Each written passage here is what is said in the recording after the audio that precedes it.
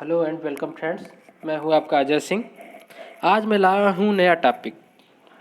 उसमें चित्तवृत्ति को समझाने का प्रयास करूंगा, क्योंकि योग की महत्ता को समझने के लिए चित्त की वृत्तियों का समझना अति आवश्यक है। तो आइए स्टार्ट करते हैं। चित्तवृत्ति का अर्थ एवं परिभाषा। जब शांत पानी में कंकड़ फेंका जाए तो वस्त्र के आकार की तरंगें उठती हैं। उसी प्रकार मानव के चित्त में भी विचार समूह की तरंगें उठती हैं, जिसमें भिन्न भिन्न भाव होते हैं। उन्हें ही चित्तवृत्ति कहा जाता है। अर्थात किसी शांत जल में अगर आप कंकड़ फेंकते हैं तो आप देखे होंगे, कंकड़ फेंकते समय जब फेंके होंगे तो उसमें लहरें उठती हैं। उसी प्रकार हमारे मन में भी तरह तरह के विचार समूह उत्पन्न होते रहते हैं। उन्हें ही चित्त की वृत्ति कहा जाता है। चित्त अर्थात हमारा मन हो गया, वृत्ति मतलब वही विचार समूह। महर्षि पतंजल द्वारा वर्णित पातंजल योग सूत्र के अनुसार चित्तवृत्ति दो प्रकार की होती हैं। क्लेशदायक, क्लिष्ट, अर्थात अधिक पीड़ादायक होती हैं। ये अधिक दुखदायी होती हैं, अधिक कष्टदायी होती हैं। ये 5 प्रकार की होती हैं। दूसरा हो गया अक्लेशदायक, जिसे अक्लिष्ट बोला जाता है। ये कम दुखदायी होती हैं। इस संसार में कुछ भी हो, जैसा भी हो, दुखदायी सभी होते हैं। कुछ अधिक होते हैं, कुछ कम होते हैं। तो इसमें भी अक्लेशदायक जो है, अक्लिष्ट है, ये कम दुखदायी होता है। इसके भी 5 प्रकार ही होते हैं। तो आइए क्लेशदायक के बारे में पढ़ते हैं, क्लिष्ट के बारे में। क्लिष्ट: अविद्या, अस्मिता, राग, द्वेष, अभिनिवेश। अविद्या क्या है? पुरुष द्वारा प्रकृति जनित सुख दुख आदि को अपना मानना, अर्थात अज्ञान में जीना। ये मेरा है, ये उसका है, ये मेरा ऐसा है, सब सोचने वाला ही अज्ञानी होता है। जो अज्ञानी है उसके लिए तो दुख ही दुख है, क्योंकि वो इसी में तो परेशान रहेगा।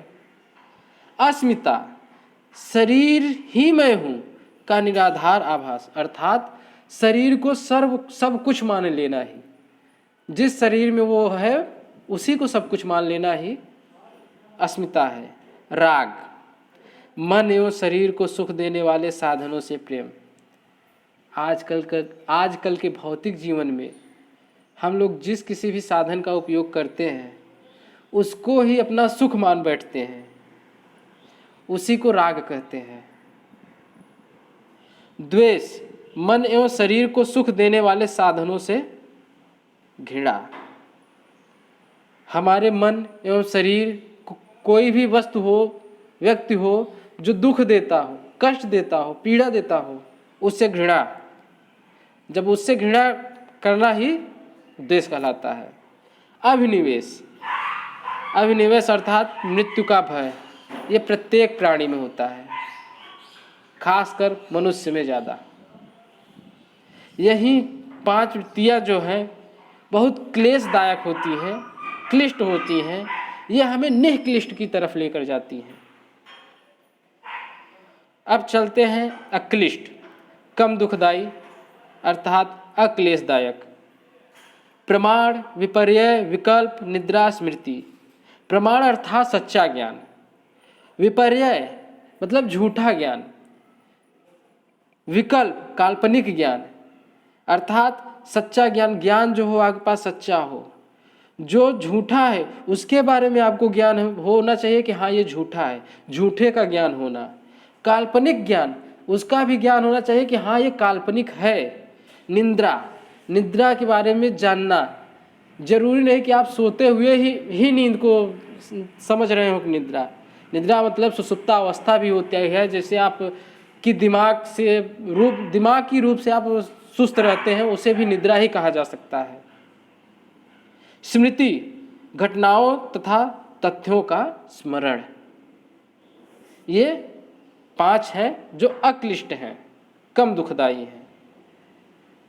महर्षि पतंजल मानते हैं कि क्लिष्ट वृत्तियां अत्यंत दुखदायी व अक्लिष्ट वृत्तियां कम दुखदायी हैं। जब तक आत्मा या पुरुष इन तीनों से ग्रस्त रहता है वह प्रकृति जनित दुखों को अपना मानकर दुखी होता रहता है।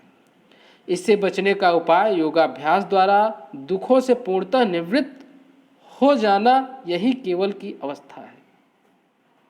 यही क्या है? कैवल्य की अवस्था।